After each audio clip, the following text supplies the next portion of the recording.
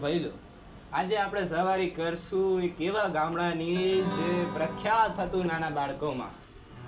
ગામડાનું નામ હતું ઢોલકપુર. તને ખબર હે?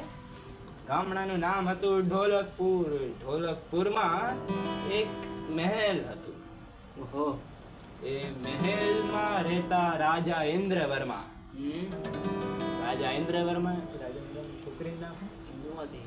હા, રાજા ઇન્દ્રવર્માની છોકરીનું નામ ઇન્દુમતી.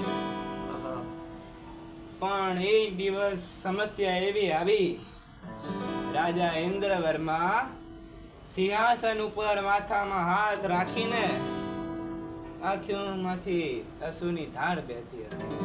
ઓહો.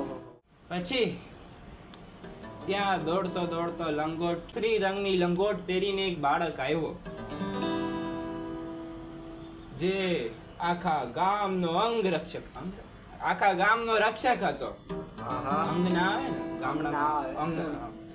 આખા ગામનો રક્ષક હતો. આવ્યો, હાથમાં 3-4 લડ્ડુ હશે, બુંદીના લાડવા હશે, બુંદીના દેશી ઘીના પાહા. દેશી ઘીના લાડવા પાછા હાથમાં બુંદીના. અને બીજા 2 તો મોઢામાં ઘરેલા હતા.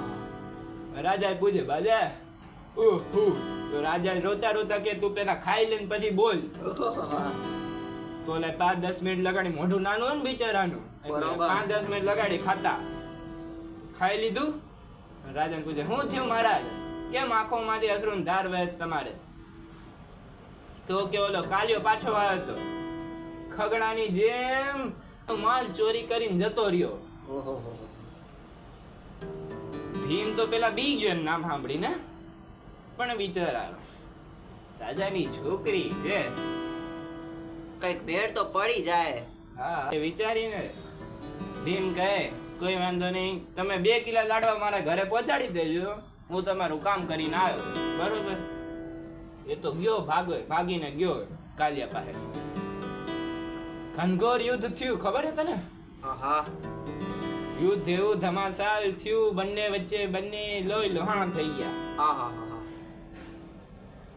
બસ પછી એટલે ઘરે જતા રહ્યા બંને લાડવા ખાઈને. બસ.